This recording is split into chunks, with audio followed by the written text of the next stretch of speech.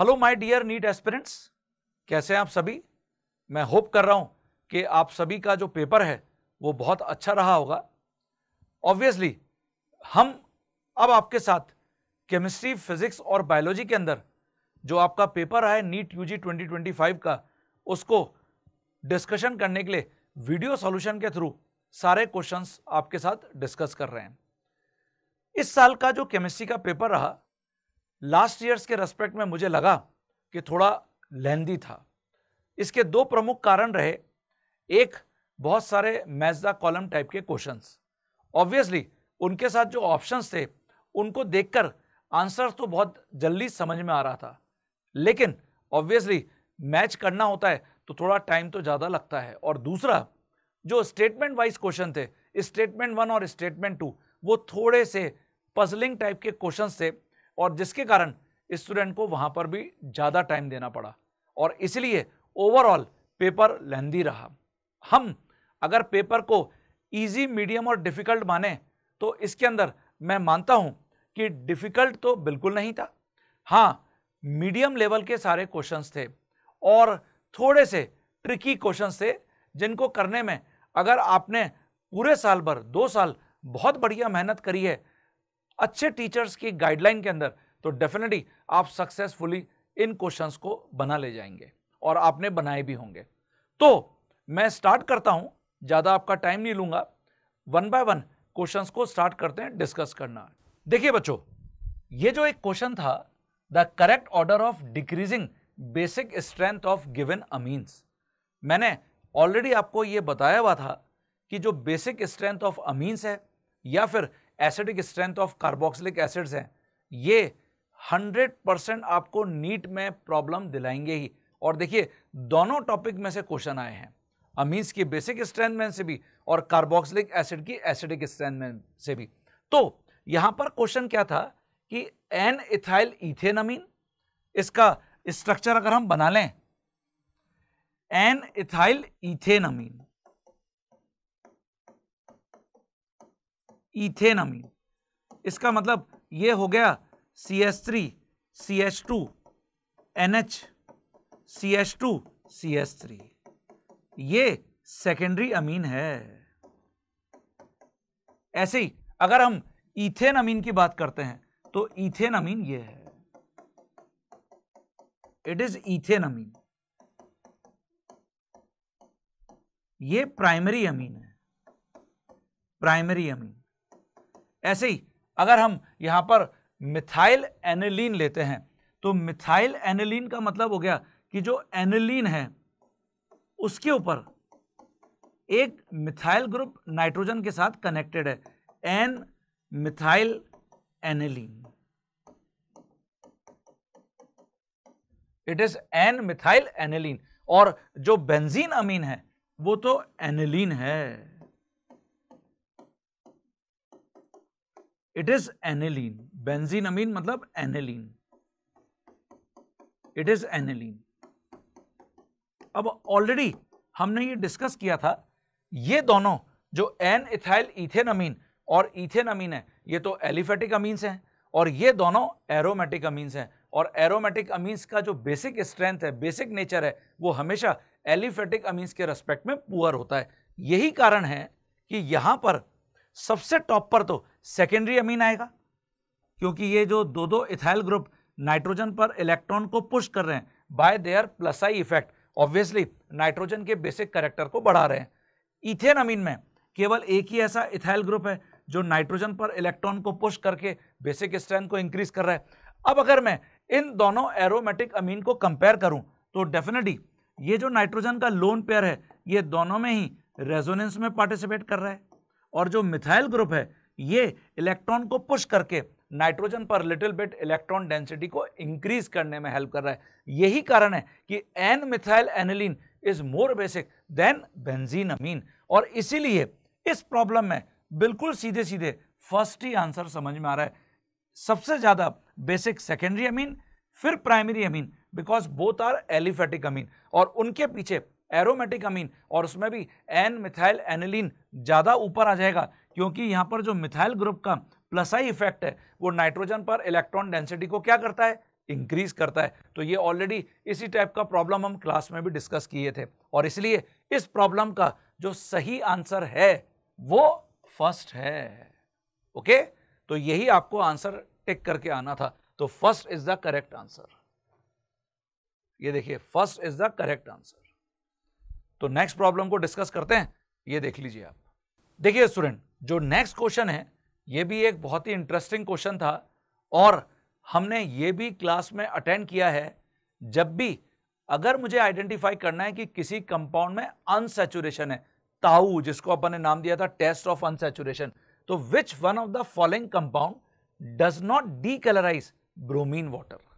तो देखिए, ये जो एनिलीन और फिनॉल हैं, अगर हम एनिलीन की बात करते हैं तो एनिलीन में ऑब्वियसली जो बेंजीन रिंग है वो कभी भी टेस्ट ऑफ अनसैचुरेशन नहीं देता है। लेकिन यहां पर जब मैं एनिलीन को ब्रोमीन वाटर के साथ रिएक्ट कराता हूं तो हमको 2,4,6 ट्राइब्रोमो एनिलीन मिलता है। ये देखिए, इट इज 2,4,6 ट्राइब्रोमो एनिलीन। ये इसका हमको मिलता है व्हाइट प्रेसिपिटेट, और जो ब्रोमीन वाटर का कलर है, रेड ब्राउन कलर है, वो उड़ जाता है, डीकलराइजेशन हो जाता है। इसीलिए हम यहां पर बोल सकते हैं कि यहां पर डीकलराइजेशन होगा। इसकी जगह अगर मैं फिनॉल लेता हूं तो फिनॉल में भी यही होता है। ये जो ब्रोमीन और वाटर का कॉम्बिनेशन है, excess of bromonium ion generate करता है, ब्रोमोनियम आयन। और ये जो ब्रोमोनियम आयन है एज एन इलेक्ट्रोफाइल, क्योंकि एक्सेस में जनरेट होते हैं, तो ये भी यहां पर व्हाइट प्रेसिपिटेट देता है 2,4,6 ट्राइब्रोमोफिनॉल का। ये देखिए, इट इज 2,4,6 ट्राइब्रोमोफिनॉल। तो ये दोनों बिल्कुल सेम टू सेम रिएक्शन है, और ऑब्वियसली ये इलेक्ट्रोफिलिक एरोमेटिक सब्स्टिट्यूशन है। ये जो फर्स्ट कंपाउंड है, इसके अंदर हम यहां पर देख रहे हैं बेंजीन के साथ साथ एक डबल बॉन्ड भी प्रेजेंट है, और ऑब्वियसली अगर मैं इसको ब्रोमीन वाटर के कांटेक्ट में लाऊंगा तो जो ब्रोमीन और वाटर का कॉम्बिनेशन है, इसमें ऑब्वियसली HOBr का अटैक होगा। और ये हम ऑलरेडी डिस्कस करके आए कि मार्कोनिकॉफ रूल के अकॉर्डिंग हम यहां पर ऐड कर देंगे, तो OH यहां आ जाएगा और ब्रोमीन यहां आ जाएगा। ये देखिए, हमको ये प्रोडक्ट मिल जाएगा।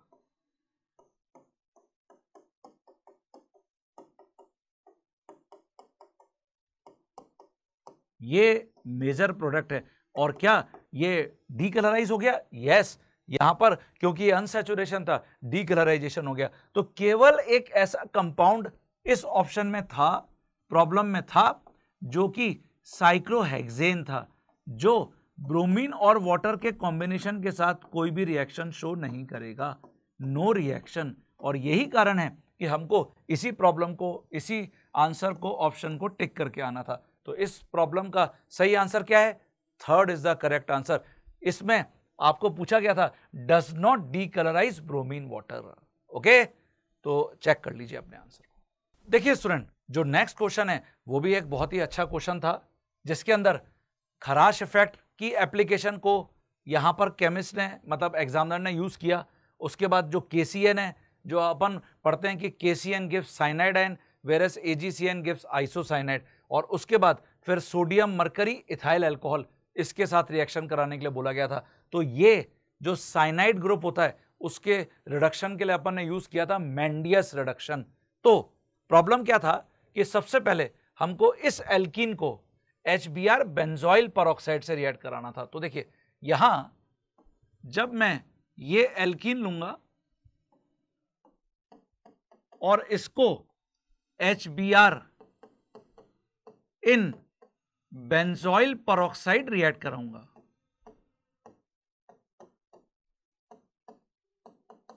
बेंजोइल पेरोक्साइड, तो जो HBr है वो खराश इफेक्ट शो करेगा। और इसमें हमने ये पढ़ा था कि खराश इफेक्ट का मतलब है anti Markovnikov rule, anti Markovnikov rule. और एंटी मार्कोनिकॉफ रूल का मतलब होता है कि जो नेगेटिव पार्ट है HBr का, वो अब उस कार्बन पर अटैक करेगा जहां पर नंबर ऑफ हाइड्रोजन एटम क्या है? मोर हैं। इसका मतलब यहां ये देखिए H तो यहां आ जाएगा और Br यहां आ जाएगा। अगर आप Br वहां और H यहां कनेक्ट कर देते तो पूरा ही प्रॉब्लम गलत ट्रैक पे चला जाता, और इसलिए हमको अब नेगेटिव पार्ट को वहां कनेक्ट करना है जहां पर नंबर ऑफ हाइड्रोजन एटम मोर हैं। तो ऑब्वियसली यहां एक हाइड्रोजन है, वहां तो कोई हाइड्रोजन ही नहीं है, 0 हाइड्रोजन है। तो सबसे पहले आपको यह प्रोडक्ट देखने को मिलेगा। यहां पर तो H आ गया है और देखिए यहां पर Br आ गया है। ये अब आपको बोला गया था कि इसको रिएक्ट कराइए KCN के साथ, और जो KCN है it will produce cyanide ion. ये साइनाइड आयन जनरेट करेगा विच इज न्यूक्लियोफाइल। ये देखिए, और जो न्यूक्लियोफाइल है वो यहां सेकेंडरी हैलाइड है, इसको रिप्लेस कर देगा। It will attack on this carbon और ये ब्रोमीन डिपार्ट कर गया। तो एक तो KBr निकल गया और हमको ये प्रोडक्ट देखने को मिल गया। ये देखिए,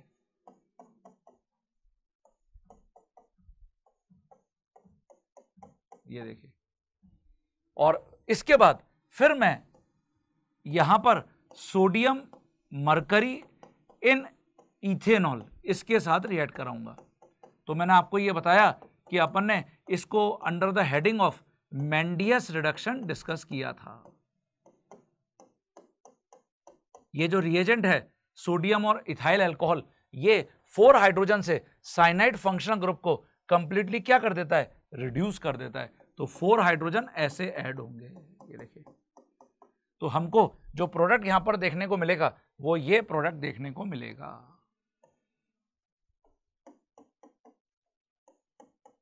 तो देखिए हमको ये मिल गया CH2NH2। ये देखिए, तो यहां यही पॉइंट नोटिसेबल है। ये अगर हम उल्टा कर देते कि ब्रोमीन ऊपर और H नीचे कर देते तो प्रॉब्लम गलत हो जाती, इसलिए ये मेजर प्रोडक्ट है। तो आपको यही यहां पर बोला गया था कि इनमें से कौन सा आंसर होगा, P मेजर प्रोडक्ट पूछा गया था। तो ऑब्वियसली CH3 और CH2NH2 एक दूसरे के एडजेसेंट कार्बन के ऊपर आएंगे। तो 3rd is the correct answer, ये आंसर सही होगा। ये देखिए, तो ये सॉल्यूशन भी आप कॉपी में अपने चेक कर सकते हैं, आपने यही किया है क्या। देखिए स्टूडेंट, जो नेक्स्ट क्वेश्चन है उसके ऊपर मैं आ गया हूं। इसमें बोला गया है मैच लिस्ट 1 विद लिस्ट 2।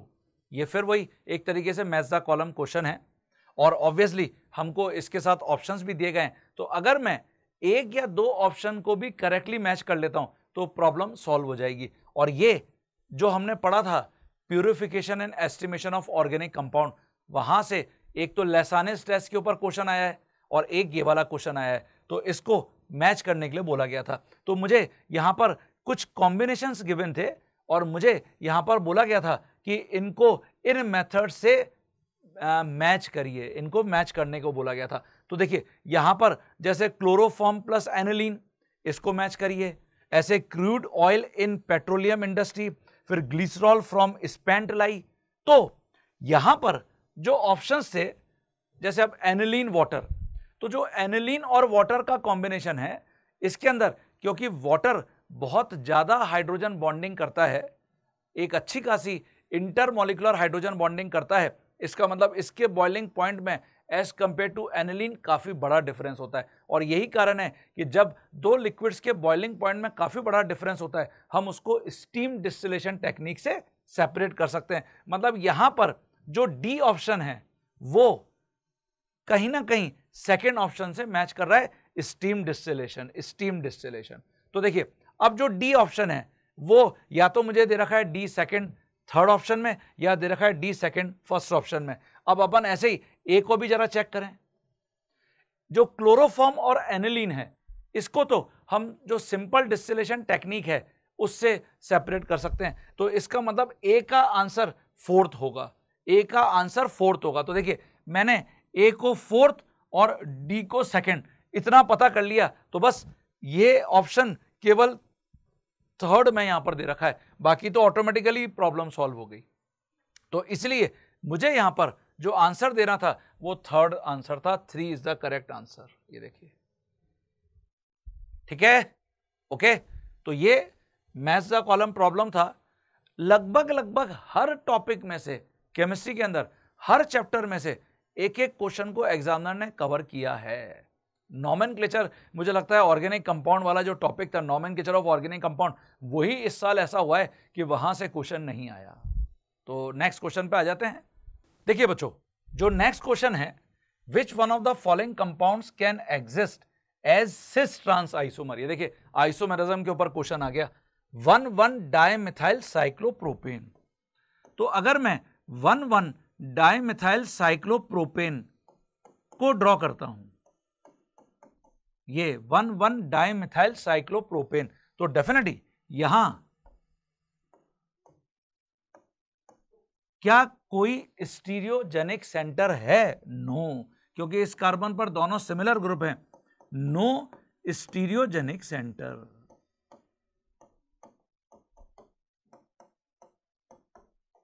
इसके बाद जो सेकेंड ऑप्शन है, इसमें आपसे बोला गया है 1,2-डाइमिथाइल साइक्लोहेक्सेन।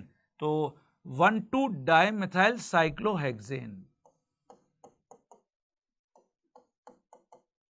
ये तो 1,2-डाइमिथाइल साइक्लोहेक्सेन के अंदर आप देखिए ये कार्बन स्टीरियोजेनिक सेंटर है, ये कार्बन स्टीरियोजेनिक सेंटर है। इस पे मिथाइल अलग है, यहाँ पे H है, यहाँ CH2 है, वहाँ CH है, और ऐसे ही है। तो मैं यहाँ पर cis trans isomerism easily represent कर सकता हूँ। Can show cis trans isomerism. तो ये तो हो गया ऑप्शन नंबर सेकंड। तो ऑब्वियसली ये तो हमको पता ही चल रहा है कि इस प्रॉब्लम का सेकंड आंसर सही होगा। इसके बाद पेंट 1इन है, तो ये ऑप्शन नंबर 3 पेंट 1इन, मतलब स्ट्रक्चर ये होगा। और इसके अंदर हम यहां पर देख रहे हैं कि ये जो कार्बन है इस पे 2 सिमिलर एटम्स हैं, और अगर 2 सिमिलर एटम है यहां पर भी नो स्टीरियोजेनिक सेंटर, मतलब ये भी आउटराइटली रिजेक्ट हो चुका है। और ऐसे ही अगर मैं ऑप्शन नंबर 4 को देखूं, 2-मिथाइल हेक्स-2इन, तो कुल मिलाकर मुझे पहले स्ट्रक्चर को ड्रॉ करना है, उसके बाद फिर मुझे गैस करना है कि स्टीरियोजेनिक सेंटर कहां है। तो 2-मिथाइल हेक्स-2इन, ये देखिए, तो यहां पर 1 2 3 4 5 और यहां पर एक CH3 ग्रुप और लगा देते हैं।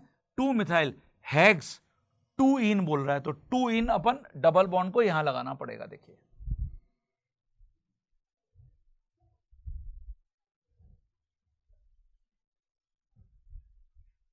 ये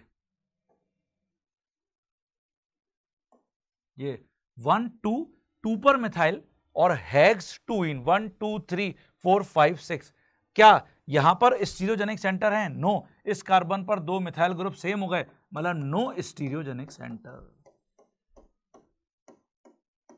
इसका मतलब ये भी रिजेक्ट हो चुका है। तो यहां पर जो करेक्ट आंसर है वो सेकंड होगा। Second is correct answer. तो आपको यही आंसर टिक करना था। ठीक है, देखिए स्टूडेंट, जो नेक्स्ट क्वेश्चन है ये भी बहुत ही इंटरेस्टिंग है भाई। Benzene diazonium salt is prepared by the reaction of aniline with nitrous acid at 273 to 278 Kelvin.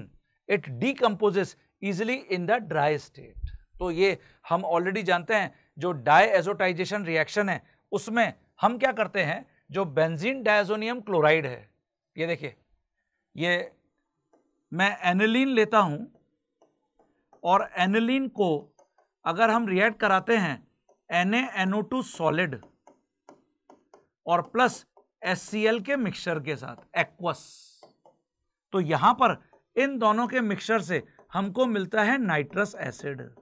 और टेम्परेचर अगर मैं 0 से 5 डिग्री सेल्सियस मेंटेन करता हूं तो ये इमीडिएटली बेंजीन डाइएजोनियम क्लोराइड में कन्वर्ट हो जाता है। ये देखिए, और यहां पर टेम्परेचर को 0 से 5 डिग्री सेल्सियस में रखने का पर्पस यही होता है कि ये स्टेबल बना रहे।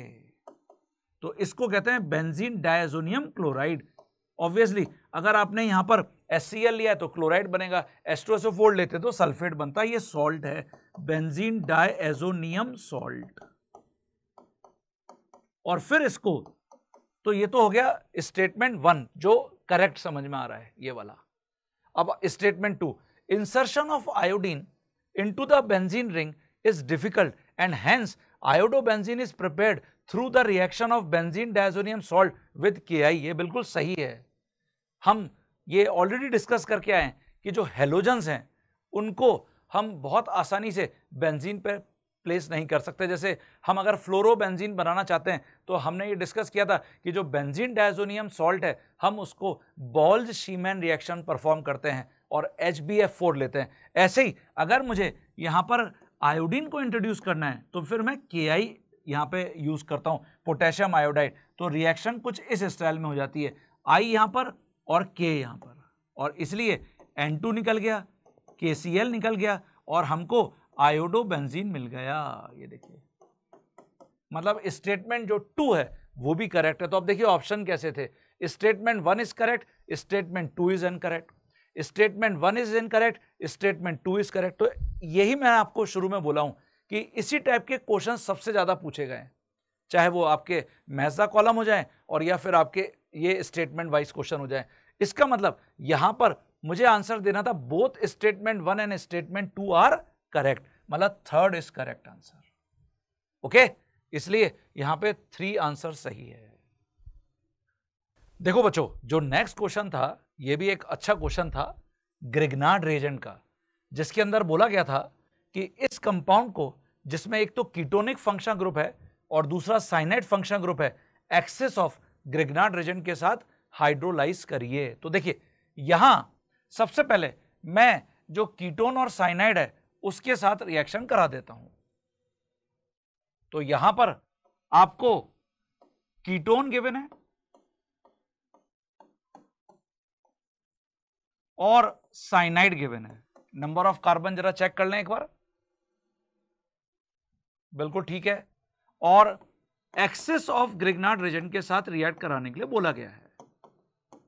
तो डेफिनेटली यहां सबसे पहले अटैक होगा कार्बोनिल ग्रुप और साइनाइड यहां पर भी अटैक होगा। ये pi electron pair shift towards nitrogen, ये यहां अटैक हो जाएगा। तो हमको ये सबसे पहले प्रोडक्ट मिल जाएगा।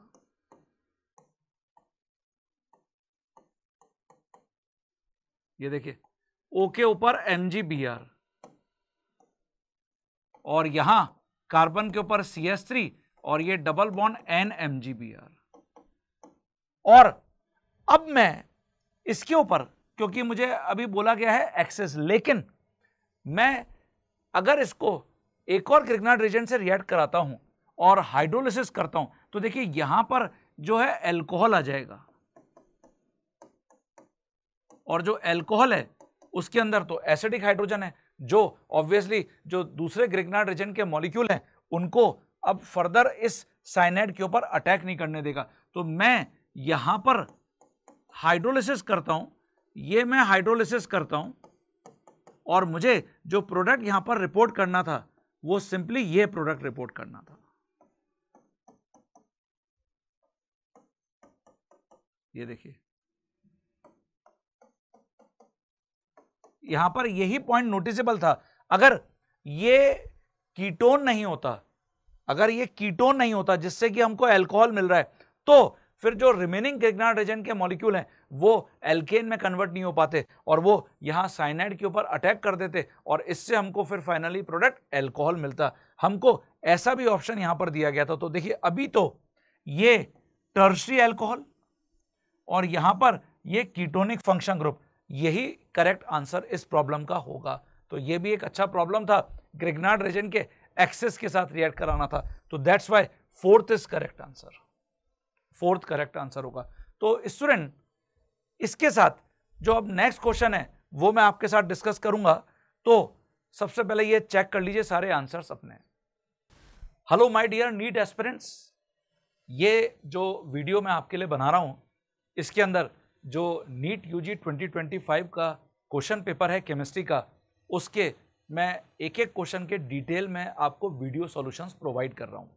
आप अपने जो आंसर्स हैं या आपने जिस प्रकार से हर क्वेश्चन का आंसर अटेम्प्ट किया है उनसे इसको मैच कर सकते हैं। ऑब्वियसली आगे जो नेशनल टेस्टिंग एजेंसी है अपनी खुद की एक स्टैंडर्ड आंसर की जारी करेगा जिससे भी आप अपने आंसर्स को मैच कर सकते हैं। लेकिन ऑब्वियसली अभी पूरे भारत देश के अंदर सभी अपनी अपनी आंसर्स कीज और सॉल्यूशंस को बना रहे हैं, तो डेफिनेटली मैं भी अपनी तरफ से आपको सारे जो क्वेश्चंस हैं उनके वीडियो सॉल्यूशंस प्रोवाइड कर रहा हूं। तो चेक करते हैं। सबसे पहला जो क्वेश्चन था, identify the suitable reagent for the following conversion. यहां पर हमको गिवन है एस्टर और आपको बोला गया था कि इसको आप कन्वर्ट करिए बेंजल्डिहाइड में, और जो ऑप्शंस यहां पर आपको गिवन थे वो ये थे। सबसे पहला ऑप्शन ये था सोडियम बोरोहाइड्राइड और followed by hydrolysis in acidic medium. जो सोडियम बोरोहाइड्राइड है, जिसको हम एब्रीवेट SBS से भी करते हैं, ये हाईली सेलेक्टिव रिड्यूसिंग एजेंट है, और यही कारण है कि अगर मैं इसको रिएक्ट कराने की कोशिश करूंगा एस्टर से, तो ये रिएक्ट ही नहीं करता, एक्सेप्ट अगर मैं सोडियम बोरोहाइड्राइड को डाइग्लाइम की प्रेजेंस में लेता, तभी ये एस्टर को रिड्यूस करता है। अदरवाइज जो सोडियम बोरोहाइड्राइड है, ये केवल एल्डिहाइड या कीटोन को, या फिर जो एसिड डेरिवेटिव में एसिड क्लोराइड होता है, केवल उनको ही रिड्यूस कर पाता है। इसलिए ये ऑप्शन तो रिजेक्ट हो गया। सेकेंड ऑप्शन था हाइड्रोजन पैलेडियम बेरियम सल्फेट। ये तो है लिंडार कैटलिस्ट, और ये जो लिंडार कैटलिस्ट है, ये भी हाईली सेलेक्टिव रिड्यूसिंग एजेंट है। हाईली सेलेक्टिव, क्या ये एस्टर को रिड्यूस कर पाएगा? इसका आंसर भी नहीं है, ये भी कट हो गया, क्योंकि जो लिंडार कैटलिस्ट है वो जो आपके एल्काइंस होते हैं, और एल्काइंस में भी स्पेशली नॉन टर्मिनल एल्काइंस, उनको किसमें कन्वर्ट कर देता है? सिस एल्कीन के अंदर। या फिर अगर मैं एसिड हैलाइड लेता हूं तो पार्शली एल्डिहाइड में रिड्यूस करता है। एस्टर है, ऑब्वियसली नहीं कर पाएगा। लिथियम एल्यूमिनियम हाइड्राइड, तो देखिए अगर मैं लिथियम एल्यूमिनियम हाइड्राइड को एस्टर के साथ रिएक्ट कराता हूं, ये हमने एस्टर ले लिया और मैं इसको लिथियम एल्यूमिनियम हाइड्राइड के कांटेक्ट में लाता हूं, फॉलोड बाय सेकेंड स्टेप में आपको गिवन है हाइड्रोलिसिस, तो डेफिनेटली ये एस्टर को कंप्लीटली रिड्यूस कर देगा बाय 4 हाइड्रोजन। ये देखिए, और रिडक्शन ऐसे होगा, CH3OH एलिमिनेट हो जाएगा, और यहां पर हमको एक तो मिल जाएगा मिथाइल अल्कोहल जो माइनर प्रोडक्ट है, और प्लस जो मेजर प्रोडक्ट है C6H5CH2OH बेंजाइल अल्कोहल मिल जाएगा। इट इज बेंजाइल अल्कोहल, और आपको वहां पर बेंजल्डिहाइड में कन्वर्जन करना था। इसका मतलब जो लिथियम एल्यूमिनियम हाइड्राइड है वो भी करेक्ट ऑप्शन नहीं है। अब बच गया fourth option, what is this? AlHIBu whole twice. इसको हम कहते हैं डीबेल H, और ये जो डीबेल H है डाई आइसोब्यूटाइल एल्यूमिनियम हाइड्राइड। ये देखिए एल्यूमिनियम हाइड्राइड, तो ये डीबेल H है, फॉलोड बाय हमको यहां पर भी हाइड्रोलिसिस करने के लिए बोला गया है। डीबेल H एक्चुअली वाटर में ही सॉल्युबल होता है, और ये क्या है? ये माइल्ड रिड्यूसिंग एजेंट है, और अगर माइल्ड रिड्यूसिंग एजेंट है तो डेफिनेटली ये एस्टर को बेंजल्डिहाइड में कन्वर्ट कर देगा।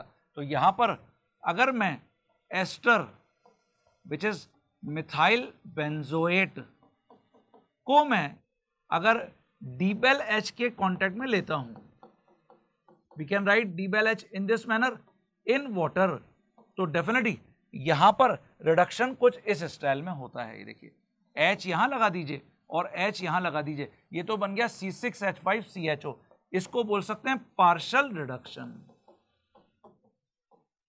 रिडक्शन, और इसीलिए हमको जो प्रोडक्ट यहां पर देखने को मिलेगा वो ये प्रोडक्ट देखने को मिलेगा। ये देखिए ये बन गया बेंजल्डिहाइड, और अलोंग विद दिस हमको जो इसके साथ एक और प्रोडक्ट मिलेगा वो ये मिलेगा CH3OH। ये मेजर प्रोडक्ट है, और हमसे यही तो पूछा गया था, इसलिए इस प्रॉब्लम का जो सही आंसर है वो फोर्थ होगा। तो आप अपने आंसर को इससे मैच करके देख लीजिए, तो fourth is the correct answer. Okay बच्चों, नेक्स्ट प्रॉब्लम के ऊपर आ जाते हैं, ये आप चेक कर लीजिए। देखिए स्टूडेंट, अब जो नेक्स्ट क्वेश्चन है वो ये है, the correct order of decreasing acidity of following aliphatic acids. जैसा कि मैं आपको क्लास में बोला करता था कि कार्बोक्सिलिक एसिड का एसिडिक स्ट्रेंथ या फिर जो अमीन्स हैं उनका बेसिक स्ट्रेंथ 100% आपको प्रॉब्लम दिलाने वाला है। और देखिए दो प्रॉब्लम आई हैं, कार्बोक्सिलिक एसिड के एसिडिक स्ट्रेंथ पर भी और नाइट्रोजन कंटेनिंग कंपाउंड के बेसिक स्ट्रेंथ पर भी। और इसमें आपको मैंने क्या टिप दिया था कि जो कार्बोक्सिलिक एसिड्स हैं, कार्बोक्सिलिक एसिड्स, इनका जो एसिडिक स्ट्रेंथ है,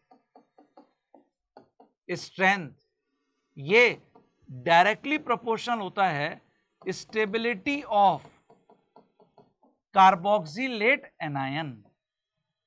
और डेफिनेटली यहां पर ये स्टेबिलिटी जो कार्बोक्सिलेट आयन है इसकी कब डिक्रीज होगी, जब आप प्लस आर ग्रुप या plus I plus R group लगाएंगे। तो definitely it is inversely proportional to plus I plus R groups. और जैसा कि हम यहां पर क्लियरली ऑप्शन में देख पा रहे हैं कि फॉर्मिक एसिड को कंपेयर करने के लिए बोला गया था एसिडिक एसिड, या फिर यहां पे आइसोप्रोपाइल ग्रुप लगाए, यहां पे टर्शी ब्यूटाइल ग्रुप लगाए। तो ये देखिए यहां जो टर्शी ब्यूटाइल ग्रुप है ये बाय रिलीजिंग इलेक्ट्रॉन, ऐसे इलेक्ट्रॉन रिलीज करके जो कार्बोक्सिलेट एनायन है उसको क्या करेगा, अनस्टेबल करेगा, क्योंकि सबसे ज्यादा प्लस आई इफेक्ट इसका है, पावरफुल प्लस आई ग्रुप। और अगर ये पावरफुल प्लस आई ग्रुप है तो ऑब्वियसली ये कार्बोक्सिलेट एनायन को अनस्टेबल करेगा, इसलिए हम इसको बोल सकते हैं वीकेस्ट एसिड। इसके पीछे मतलब इसके आगे ऑब्वियसली यहां पर आइसोप्रोपाइल ग्रुप वाला कार्बोक्सिलिक एसिड होगा। क्यों? क्योंकि जो आइसोप्रोपाइल ग्रुप है उसका plus I effect tertiary butyl के रेस्पेक्ट में थोड़ा कम होता है। तो यहां ये देखिए आइसोप्रोपाइल ग्रुप लगा हुआ है ऐसे, है ना। और मैं इससे आगे ले सकता हूं जहां पर मिथाइल ग्रुप लगा हुआ है ऐसे, ये देखिए। और ऑब्वियसली इससे पहले जो फॉर्मिक एसिड है, क्योंकि यहां पर कोई भी एल्काइल ग्रुप नहीं है, फॉर्मिक एसिड इन सभी में सबसे पावरफुल एसिड होगा, इसकी हाईएस्ट के वैल्यू होगी, ये देखिए स्ट्रॉन्गेस्ट एसिड होगा। और ये एसिडिक स्ट्रेंथ का इंक्रीजिंग ऑर्डर होगा। ऑब्वियसली आपको वहां पर ऑप्शन में डिक्रीजिंग ऑर्डर दिया गया था, जिसमें सबसे टॉप पे फॉर्मिक एसिड, उसके बाद फिर एसिडिक एसिड, फिर आइसोप्रोपाइल ग्रुप के साथ कार्बोक्सिलिक एसिड, और फिर आपका टर्शी ब्यूटाइल ग्रुप के साथ कार्बोक्सिलिक एसिड। और that's why which answer is correct, first answer is correct. तो फर्स्ट आंसर सही होगा। यहां पे मैंने इसको इंक्रीजिंग ऑर्डर में लिख दिया है, acidic strength of carboxylic acids. Okay,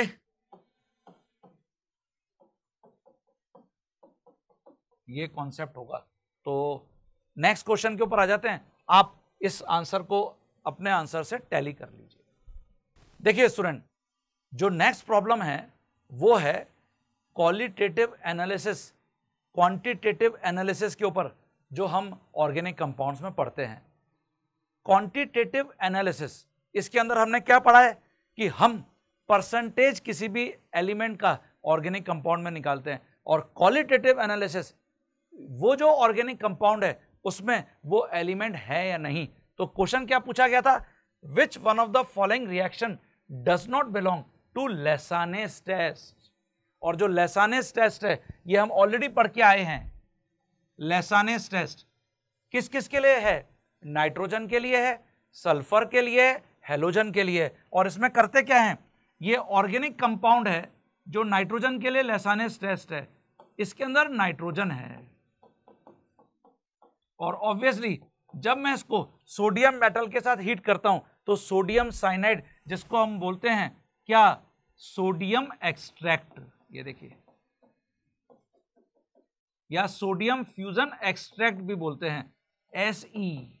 ऐसे ही अगर ये सल्फर के साथ है तो सोडियम सल्फाइड जो सोडियम एक्सट्रैक्ट है, और ऐसे ही अगर ये हेलोजन के साथ है तो फिर सोडियम हैलाइड जो सोडियम फ्यूजन एक्सट्रैक्ट या सोडियम एक्सट्रैक्ट है। ये देखिए, तो कार्बन के साथ ये जो हमको रिएक्शन गिवन थी ये लेसानेस टेस्ट नहीं हो सकता, क्योंकि लेसानेस टेस्ट कार्बन और हाइड्रोजन किसी भी जो ऑर्गेनिक कंपाउंड में एलिमेंट है उसके ऊपर अप्लाई नहीं होता। इसलिए इस प्रॉब्लम का जो सही आंसर हमको रिपोर्ट करना था वो क्या था, सेकेंड आंसर था। तो अपने आंसर को चेक करिए, सेकेंड आंसर होगा। देखिए स्टूडेंट, जो नेक्स्ट क्वेश्चन था, given below are two statements, a hypothetical diatomic molecule with bond order 0 is quite stable. Hypothetical diatomic molecule, जैसे आप अज्यूम कर लीजिए कि हाइपोथेटिकली हम मान लेते हैं हीलियम का डायएटॉमिक मॉलिक्यूल जो ऑब्वियसली एग्जिस्ट नहीं करता, तो जब मैं He2 लूंगा या फिर मैं Ne2 लूंगा और इनका बॉन्ड ऑर्डर निकालूंगा, बॉन्ड ऑर्डर, तो ऑब्वियसली 0 आने वाला है जो इंडिकेट करेगा कि ये मॉलिक्यूल एग्जिस्ट नहीं करते। तो अब आपको बोला है hypothetical diatomic molecule with bond order 0 is quite stable, तो ऑब्वियसली स्टेटमेंट 1 रॉन्ग हो गया, ये तो अनस्टेबल है, एग्जिस्ट नहीं करता, मतलब स्टेटमेंट 1 रॉन्ग है। अब statement 2, as bond order increase the bond length increase, क्या स्टेटमेंट 2 सही है? नो, जो बॉन्ड ऑर्डर होता है, बॉन्ड ऑर्डर ये डायरेक्टली प्रोपोर्शनल होता है बॉन्ड डिसोसिएशन एनर्जी के, और इनवर्सली प्रोपोर्शनल होता है बॉन्ड लेंथ के। ये देखिए बॉन्ड लेंथ, ये देखिए बच्चों, तो यहां पर जो बॉन्ड ऑर्डर है वो बॉन्ड लेंथ के इनवर्सली प्रोपोर्शनल है। तो अगर बॉन्ड ऑर्डर बढ़ रहा है मतलब नंबर ऑफ बॉन्ड बढ़ रहे हैं तो बॉन्ड लेंथ क्या होनी चाहिए? डिक्रीज होनी चाहिए, और इसलिए स्टेटमेंट 1 भी रॉन्ग निकल गया, स्टेटमेंट 2 भी रॉन्ग निकल गया। तो मुझे यहां पर देखिए कौन सा आंसर देना था, फोर्थ आंसर देना है।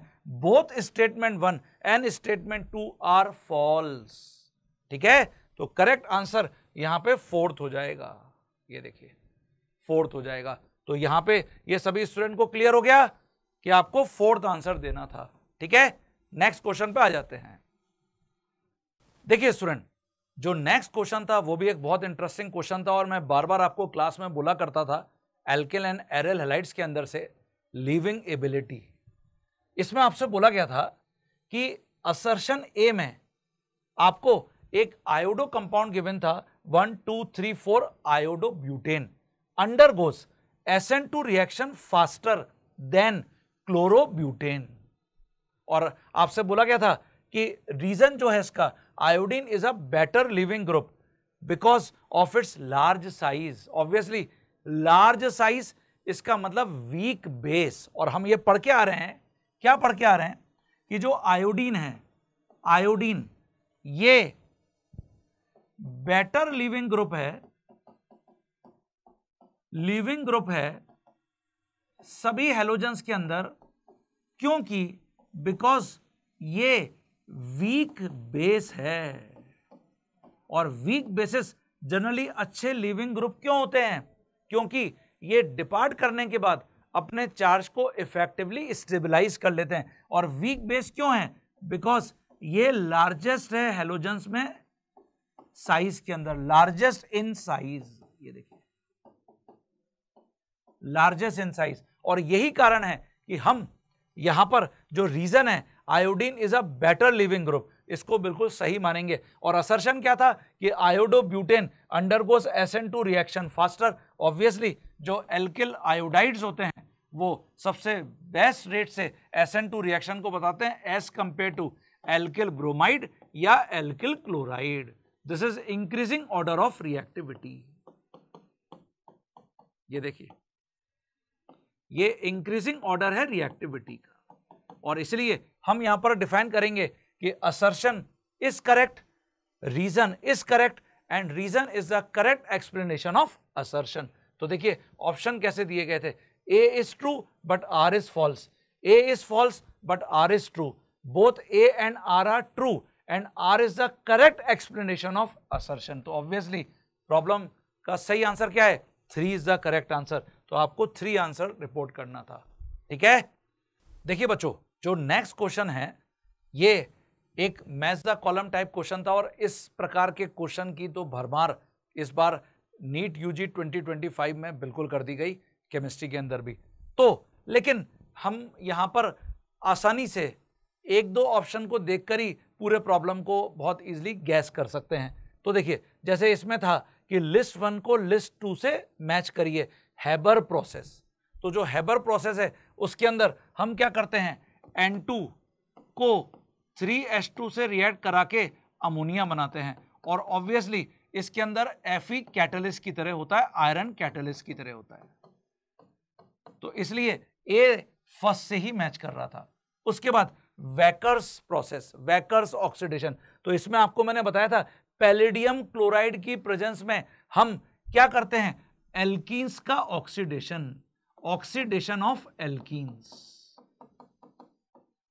एल्कीन्स। इसका मतलब यहां पर जो बी ऑप्शन है वो सेकंड से ही मैच करेगा। ऐसे ही विल्किंसन कैटलिस्ट, जो ट्राइफिनाइल फॉस्फीन रोडियम 1 क्लोराइड होता है, ये विल्किंसन कैटलिस्ट है जो हम जनरली यहां पर यूज करते हैं रिडक्शन प्रोसेस के अंदर, विल्किंसन कैटलिस्ट। और जिगलर नाटा कैटलिस्ट जो TiCl4 विद ट्राइमिथाइल एल्यूमिनियम होता है।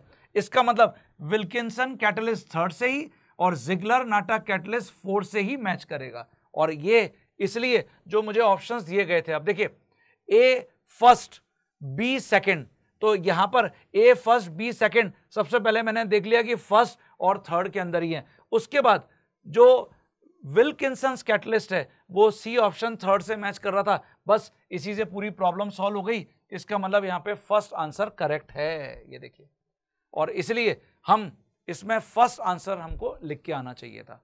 ओके, नेक्स्ट क्वेश्चन देख लेते हैं स्टूडेंट। नेक्स्ट क्वेश्चन के ऊपर मैं आ गया हूं।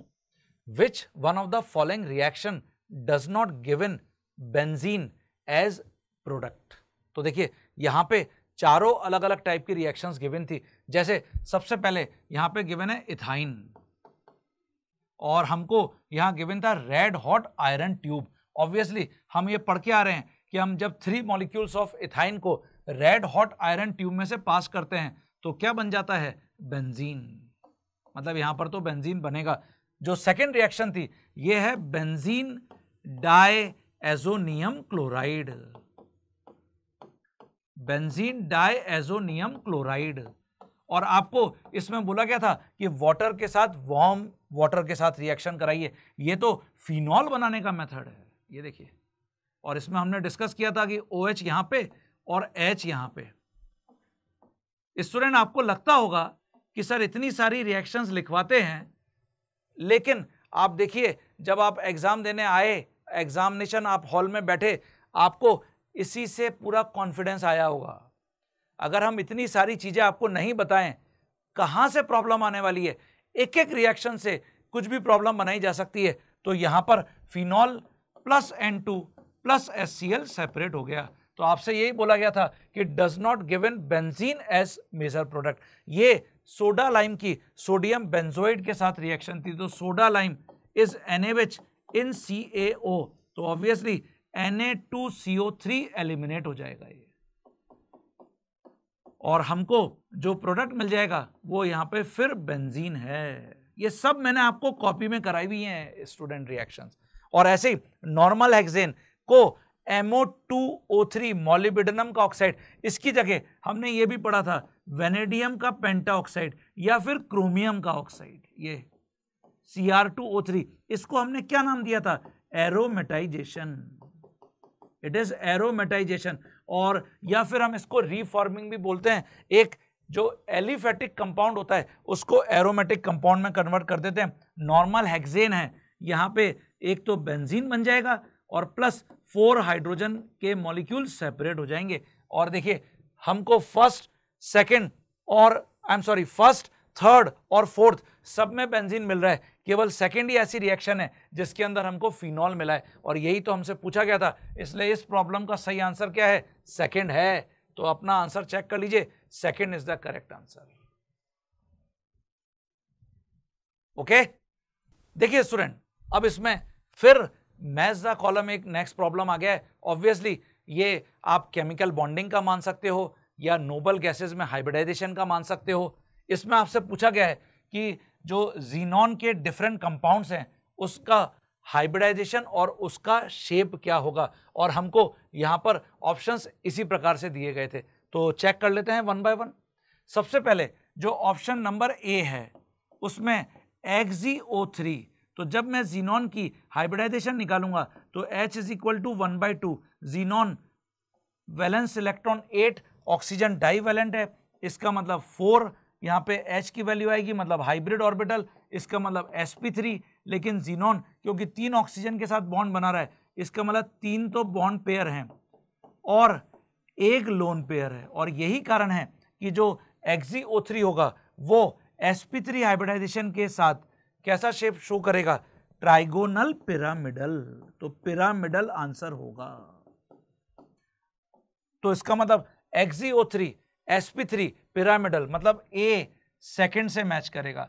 इसके बाद जो बी ऑप्शन था उसमें XeF2 था, इसमें हम H is equal to 1/2, xenon 8, fluorine univalent है तो +2, इसका मतलब आंसर 5 sp3d हाइब्रिड ऑर्बिटल आ जाएंगे। लेकिन जीनॉन 2 ही फ्लोरीन के साथ बॉन्ड बना रहा है, इसलिए 2 तो बॉन्ड पेयर होंगे और 3 लोन पेयर होंगे, और यही कारण है कि मैं इसका जो शेप है उसको डिफाइन करूंगा लीनियर। तो sp3d hybridisation with linear shape, तो कहां पर है ये? आंसर है ये फर्स्ट ऑप्शन से मैच कर रहा है। तो देखिए ये भी सॉल्व हो गया। XeOF4, ये सब आपको मैंने क्लास में बताए हुए हैं। XeOF4, तो यहां पर H is equal to 1/2, xenon 8, oxygen divalent है, केवल फ्लोरीन ही काउंट होगा, 8 + 4 12/2 मतलब 6 sp3d2 हाइब्रिड ऑर्बिटल्स, और क्योंकि जीनॉन 1 ऑक्सीजन और 4 फ्लोरीन के साथ बॉन्ड बना रहा है, इसका मतलब यहां पर 5 तो बॉन्ड पेयर हैं और कितने लोन पेयर हैं? 1 लोन पेयर हैं, इसका मतलब इसका भी शेप डिस्टॉर्टेड होगा, जिसको अपन ने क्या नाम दिया था? Square pyramidal. ये देखिए, और कहां पे ये ऑप्शन है? ये हमको फोर्थ ऑप्शन दे रखा है, तो C4 से मैच करेगा। तो ऑब्वियसली अब तो XeF6 ये थर्ड से ही मैच करेगा, जो अगर मैं हाइब्रिडाइजेशन निकालूंगा तो sp3d3 है, और क्योंकि यहां पर 6 बॉन्ड पेयर हैं तो 1 लोन पेयर होगा, और ऑब्वियसली इसको होना चाहिए था PBP, पेंटागोनल बाय पिरामिडल, लेकिन एक लोन पेयर के कारण डिस्टॉर्टेड ऑक्टाहेड्रल हो गया। तो इसलिए A का आंसर सेकंड, B का आंसर फर्स्ट, C का आंसर फोर्थ, D का आंसर थर्ड। ये देखिए आंसर आ गए। तो बस ये हमको मैच करना था, A का सेकंड, उसके बाद B का फर्स्ट, उसके बाद C का फोर्थ, और ऑब्वियसली D का थर्ड। तो third is the correct answer. 3 answer सही है यहाँ पे, ठीक है? तो ये चेक कर लीजिए, third is the correct answer. देखिए बच्चों, ये भी क्वेश्चन मैंने आपको क्लास में कराया हुआ है। 2-मिथाइल ब्यूटेन। आप अपनी कॉपी को, आप अपने नोट्स को चेक करना, और बिल्कुल हमने ऐसे के ऐसे प्रॉब्लम अटेंड किया था।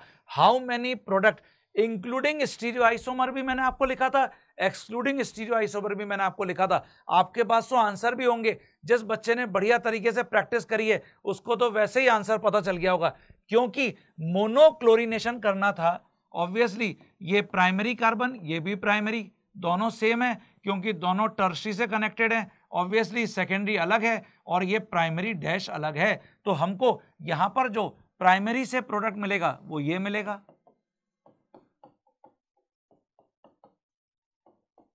ये देखिए, क्या इसके अंदर कायरल सेंटर आ रहा है? यस। इसका मतलब ये डेक्स्ट्रो और लीवो फॉर्म में प्रेजेंट होगा। फिर इसके बाद मैं टर्शरी को रिप्लेस कर देता हूं, हमको ये प्रोडक्ट मिलेगा। क्या इसमें कायरल सेंटर आ रहा है? नो, मतलब ये सिंगल ही स्टीरियो आइसोमर या सिंगल आइसोमर होगा। यहां पे हम इसको स्टीरियो आइसोमर नहीं बोल सकते। इसके साथ साथ जो थर्ड होगा उसमें हम सेकेंडरी को रिप्लेस कर देते हैं। ये देखिए यहां पे जैसे ही मैं सेकेंडरी कार्बन से हाइड्रोजन को रिप्लेस करूंगा फिर कायरल सेंटर आएगा, मतलब डेक्स्ट्रो और लीवो होगा, और ऐसे ही जो प्राइमरी डैश है उससे मुझे एक और प्रोडक्ट मिलेगा। ये देखो आप, और इसमें क्या कायरल सेंटर आ रहा है? नहीं आ रहा है। इसका मतलब 2 1 2 1, तो 2 1 2 1 कितने हो गए टोटल प्रोडक्ट? 6 हो गए। तो अगर इंक्लूडिंग स्टीरियो आइसोमर पूछ रहा है तो 6 is the correct answer. Excluding stereo isomer पूछता तो डेफिनेटली फिर हमारा आंसर क्या होता? 4 होता। ठीक है, तो अभी आंसर मुझे 6 देना था, तो यहां पर second is the correct answer. Okay, second मतलब ये सेकंड, ठीक है, क्योंकि यहां पे भी 2 लिखा हुआ है, तो इसलिए इस बात का ध्यान रखना। कहीं पता चला कि आंसर 6 आ रहा था लेकिन 2 की जगह हम ये वाला 2 समझ के आंसर लिखिए है, तो बच्चों ऐसा नहीं करना था। ओके, देखिए बच्चों जो नेक्स्ट क्वेश्चन था शुगर एक्स। अब देखिए ये प्रॉब्लम आ गया बायोमोलिक्यूल का, और ये मैंने आपको बोला था कि बायोमोलिक्यूल में से 100% एक क्वेश्चन आने वाला है। और देखिए कितना ब्यूटीफुल क्वेश्चन था।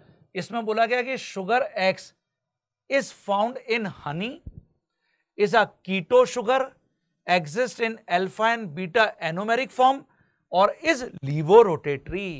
तो अपन को पता है कि जो ग्लूकोज होता है वो कैसा होता है? डेक्स्ट्रोरोटेटरी, और ऑब्वियसली ग्लूकोज की जो स्वीटनेस है वो कम होती है, जबकि जो फ्रक्टोज है उसकी स्वीटनेस सबसे ज्यादा होती है, और ऑब्वियसली हनी में भी सबसे ज्यादा स्वीटनेस होती है। तो मैक्सिमम स्वीटनेस होने के कारण इस प्रॉब्लम का जो सही आंसर है वो फ्रक्टोज है। ऑब्वियसली हम डे टू डे लाइफ में सुक्रोज को यूज करते हैं। जो सुक्रोज है वो अल्फा और बीटा एनोमेरिक फॉर्म में नहीं मिलता। एनोमर्स आपको मैंने बताए थे, ग्लूकोज के भी अल्फा बीटा एनोमर और फ्रक्टोज के भी अल्फा बीटा एनोमर। ठीक है, तो यहां पर और ऑब्वियसली फ्रक्टोज कीटो शुगर है, कीटो हेक्सोस है हम इसको बोलते हैं, और वेरस जो ग्लूकोज है वो एल्डो हेक्सोस है।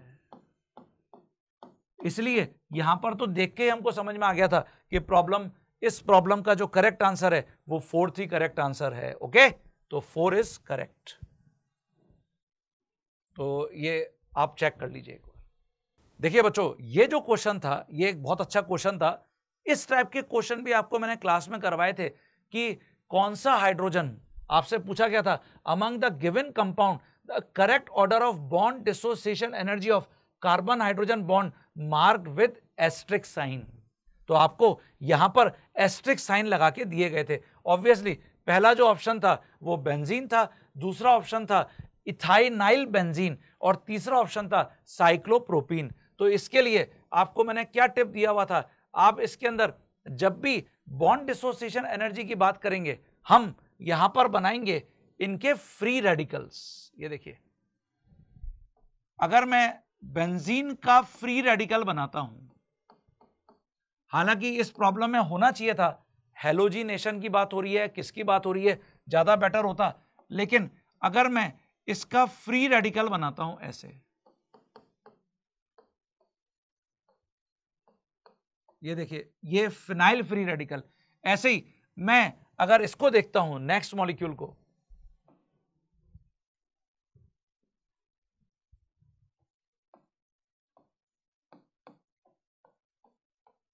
ये देखिए ये इसका फ्री रेडिकल बनेगा। और ऐसे ही अगर हम साइक्लोप्रोपीन का देखते हैं तो जब मैं इसमें से हाइड्रोजन को सब्ट्रैक्ट करूंगा तो ये बनेगा ऑब्वियसली।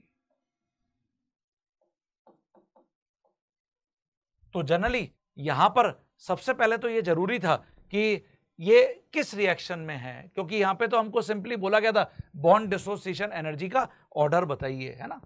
तो यहां पर जो मुझे लगता है कि हमको सभी के फ्री रेडिकल्स बना लेने चाहिए थे और फिर उनकी स्टेबिलिटी को चेक करना चाहिए था। तो जैसे अगर अपन यहां देखें तो इस कार्बन को अगर हम देखें तो यहां तो एक ही सिग्मा बॉन्ड है, ऑब्वियसली ये तो अनपेयर्ड इलेक्ट्रॉन है, ये लोन पेयर तो है नहीं। जबकि यहां अगर अपन देखें तो 2 सिग्मा बॉन्ड है, ऑब्वियसली 2 सिग्मा और 0 लोन पेयर, तो इसका मतलब सम 2 का मतलब sp हाइब्रिडाइजेशन। लेकिन यहां तो एक ही सिग्मा बॉन्ड है, कोई भी लोन पेयर नहीं है, 0 लोन पेयर है, मतलब यहां हाइब्रिडाइजेशन भी एक तरीके से फ्रैक्शनल हो रही है, sp भी हाइब्रिडाइजेशन नहीं है।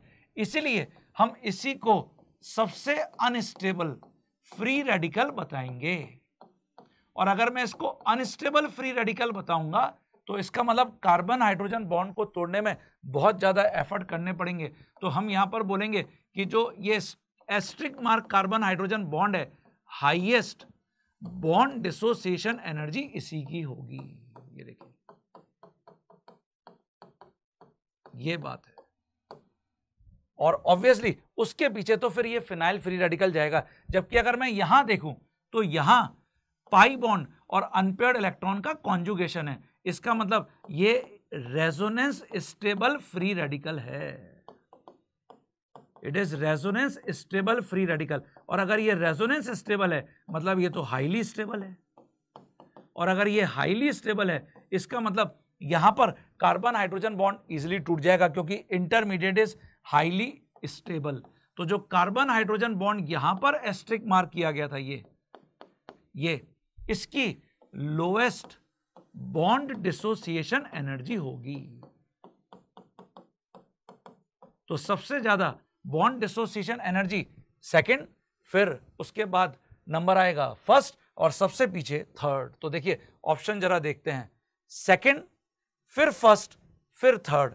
आपको पूछा गया था करेक्ट ऑर्डर बताइए बॉन्ड डिसोसिएशन एनर्जी का, और इसलिए इस प्रॉब्लम का करेक्ट आंसर क्या होना चाहिए, थर्ड आंसर करेक्ट होना चाहिए। ये देखिए, तो अकॉर्डिंग टू मी हमको इस प्रॉब्लम को ऐसे बनाना चाहिए था, बट एग्जामिनर को थोड़ा सा और इलेबोरेट करना चाहिए था कि किस रिएजेंट के लिए हम ये रिएक्शन की बात कर रहे हैं, बॉन्ड डिसोसिएशन एनर्जी की बात कर रहे हैं। तो इसको भी चेक कर लीजिए, आपके पास क्वेश्चन लिखा हुआ है तो यहां पे मैं सॉल्यूशन ओपन कर दिया हूं।